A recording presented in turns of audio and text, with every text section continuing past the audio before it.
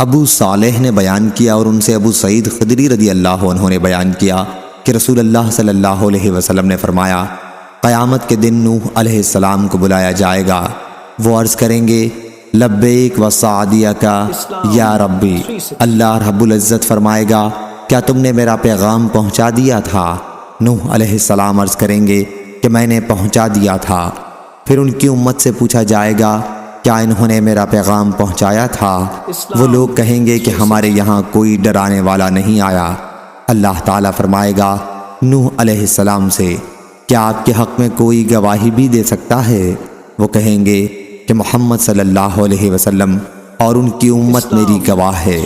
چنانچہ حضور صلی اللہ علیہ وسلم کی امت ان کے حق میں گواہی دے گی کہ انہوں نے پیغام پہنچایا تھا، اور رسول یعنی حضور صلی اللہ علیہ وسلم اپنی امت کے حق میں گواہی دیں گے کہ انہوں نے سچی گواہی دی ہے۔